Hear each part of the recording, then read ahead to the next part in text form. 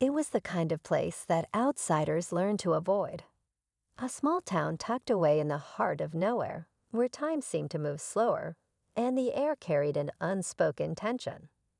If you didn't look or act a certain way, people stared. If you stayed too long, those stares turned into whispers.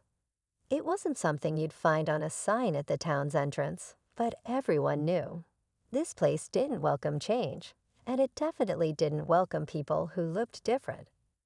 For years, the town carried an invisible weight, a kind of shadow that lingered over its streets, its schools, its diners. It was in the way people talked, in the way they avoided certain conversations, and in the way they clung to old ideas, as if letting them go would unravel everything they knew. Some blamed the town's history, others blamed its isolation. But no one ever dared to challenge it, not really. Not until he showed up. He wasn't what anyone expected. One man on a motorcycle, rolling into town like a quiet storm. His bike's engine echoed off the empty sidewalks, drawing the kind of attention no one would willingly seek here.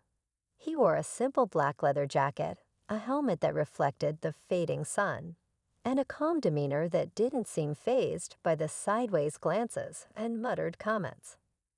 Most newcomers didn't stay long.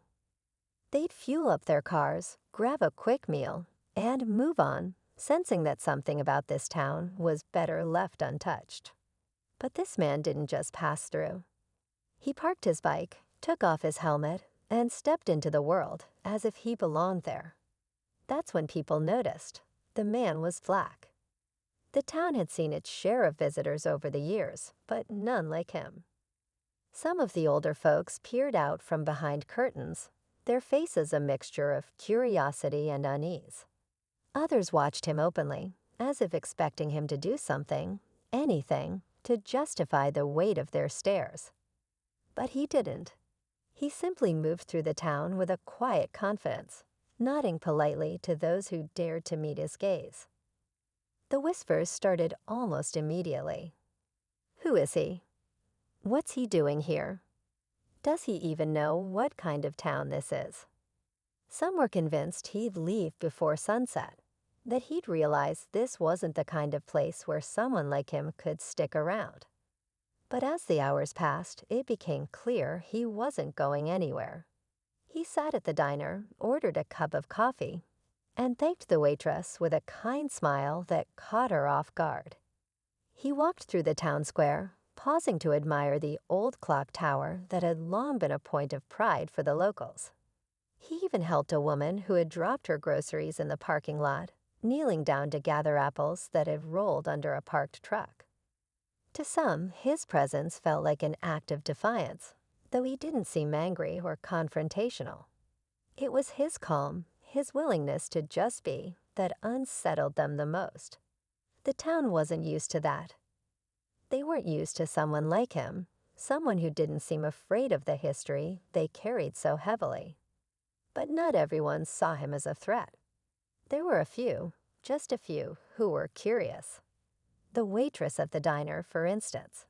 Her name was Mary, and she'd lived in the town her whole life. She'd grown up hearing the same stories, the same warnings about people who were different. But when she looked at the man sitting in her booth, sipping his coffee and reading a book, she didn't see what everyone else seemed to. She saw a person, plain and simple. And that scared her because it made her wonder what else she'd been wrong about. Then there was Jack, the gas station owner. He was a gruff man in his 50s, the kind of person who'd seen too much of life to care much about what other people thought.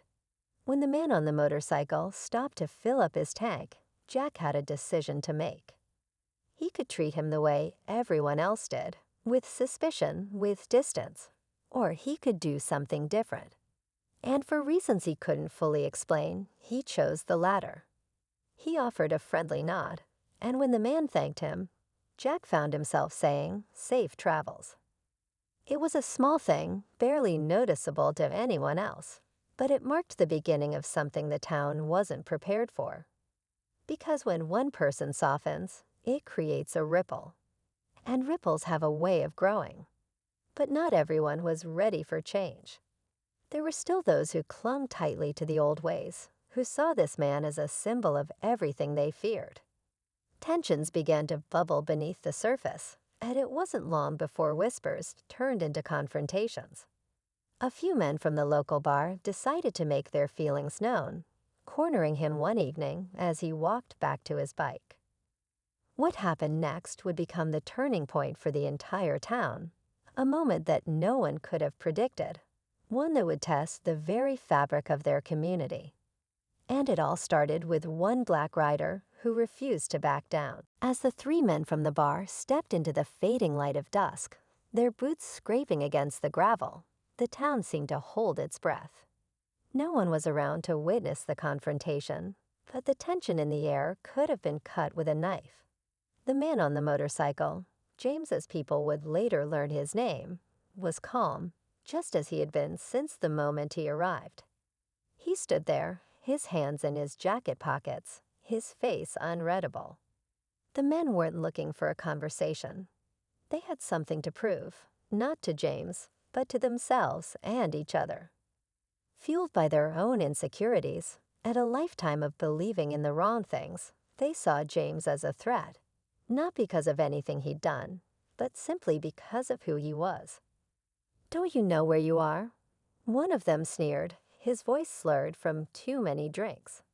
"This ain't your kind of place." James didn't flinch. He didn't even look angry. Instead, he let out a small sigh, as if he'd seen this all before. "I don't want any trouble," he said evenly, his voice steady and calm.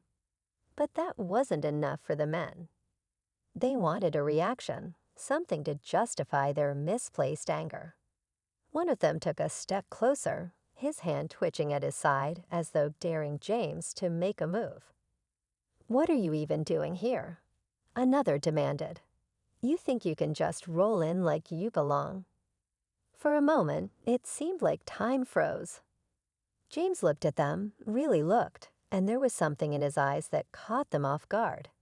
It wasn't fear or defiance, it was understanding. "I came here for the same reason anyone goes anywhere," he said quietly. "To see what it's like. To meet people. Maybe to leave it better than I found it." The words hung in the air, unexpected and disarming. It wasn't what the men had anticipated, and for a brief second, their bravado faltered. But just as quickly as it had wavered, their anger flared back up, fueled by pride and a desperate need to hold on to the world as they knew it. Before things could escalate, a voice cut through the tension like a sharp blade. "Hey, what's going on here?" It was Mary, the waitress from the diner. She'd been on her way home when she saw the group and instinctively knew something was wrong. Her sudden appearance startled the men, and though they didn't want to back down, they also didn't want to cause a scene in front of a familiar face. After a tense pause, they muttered a few curses under their breath and shuffled off, leaving James standing there in the fading light. Mary walked up to him, her arms crossed, her expression equal parts concerned and curious. "Are you okay?" she asked, her voice softer now. James nodded. "I've been through worse," he said with a faint smile. "But thank you for stepping in." That moment between them marked the start of something neither of them fully understood yet. For Mary, it was the first time she'd openly defied the unspoken rules of her town. For James, it was a glimpse of the change he believed was possible, even in a place like this. As the days passed, the story of the confrontation spread through the town like wildfire. People whispered about it in the grocery store, at church, and on front porches. Everyone had an opinion, and the divide between those who wanted to push James out and those who were beginning to see things differently grew wider. Jack, the gas station owner, found himself thinking about James more than he expected. He couldn't forget the way James had stood his ground without anger, without hate. It made Jack question some of his own beliefs, the things he'd accepted as normal for so long. He started to wonder if maybe he'd been wrong, if maybe the town had been wrong. Meanwhile, Mary couldn't shake the feeling that she needed to do more. She started small, talking to a few of her friends about what had happened. At first, they were hesitant, unwilling to challenge the status quo. But Mary had a way of making people listen, of planting seeds of doubt in the ideas they'd held onto for so long. James, for his part, continued to go about his days as if he belonged there. He helped fix a broken fence for an elderly woman, volunteered to clean up the park, and even offered to teach the local kids how to ride motorcycles safely. Slowly but surely, his actions began to speak louder than the fear and prejudice that had greeted him. But not everyone was willing to change. The men from the bar weren't the only ones who saw James as a threat.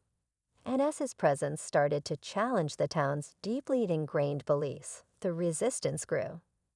Anonymous notes were left on his bike, crude and hateful. A window at the diner was smashed one night, a warning to Mary for taking his side.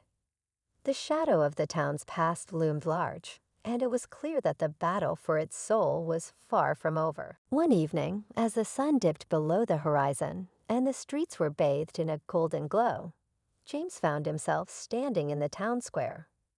The old clock tower chimed softly in the distance, a reminder of the history that bound the town together. He looked around, taking in the quiet beauty of the place, and for a moment, he felt the weight of it all. The tension, the hope, the resistance. He wasn't sure how it would all end, but he knew one thing for certain: he wasn't leaving. Not yet. Because sometimes it only takes one person to start a ripple. And sometimes that ripple can become a wave.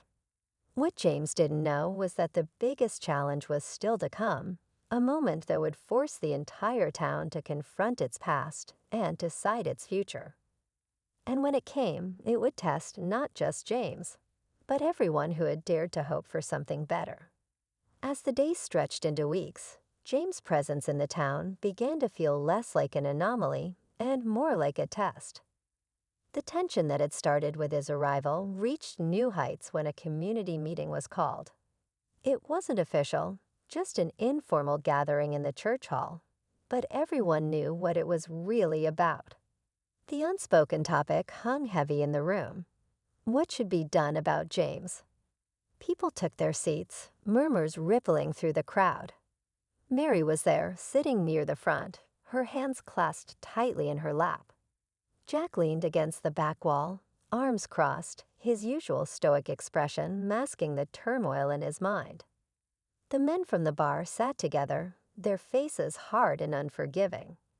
And then there were others, mothers, fathers, teachers, shopkeepers, some conflicted, some silent, all waiting to see where this was going.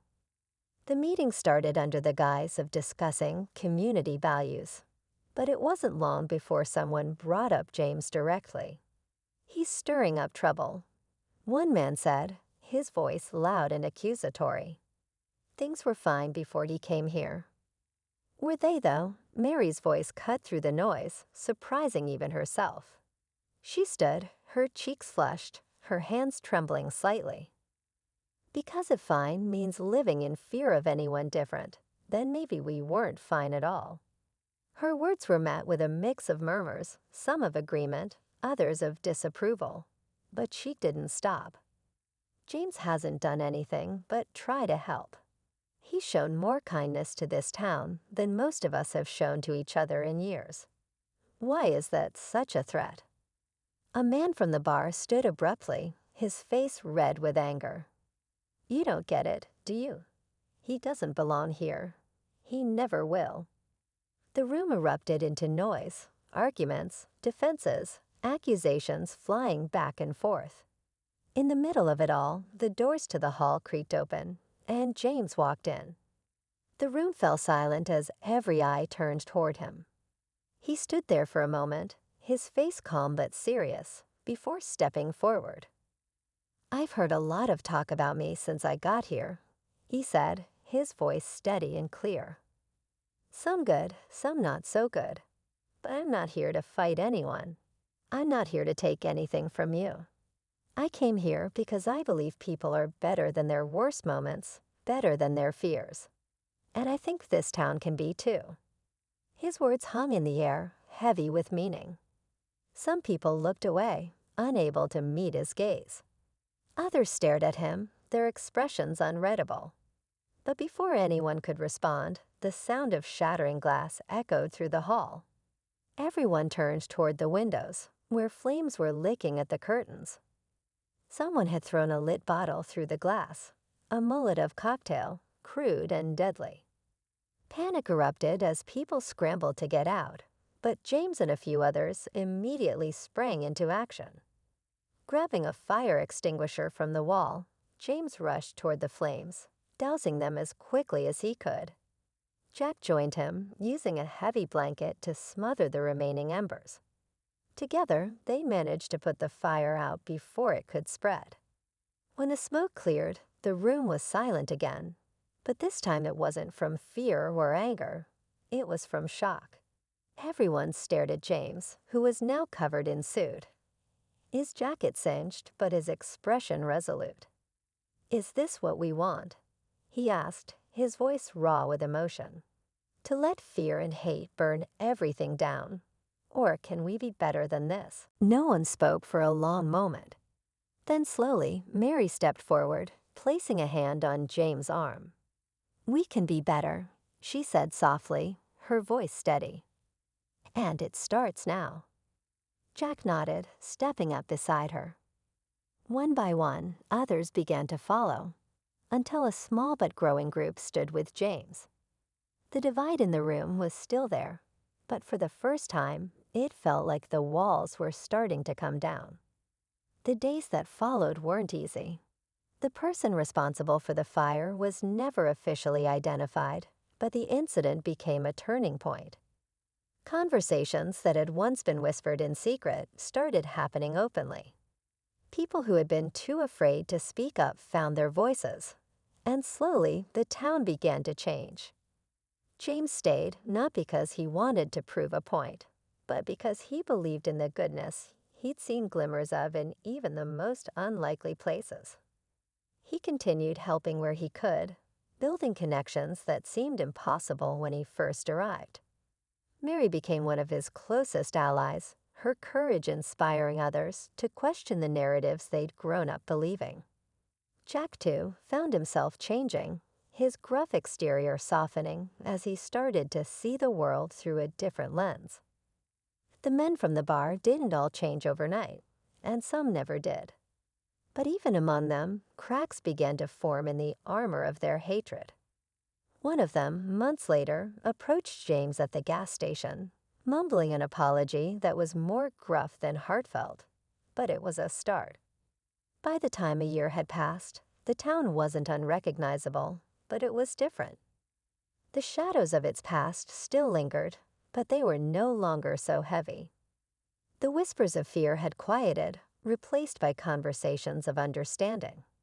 And at the center of it all was James, the man who had come to town on a motorcycle and left it forever changed.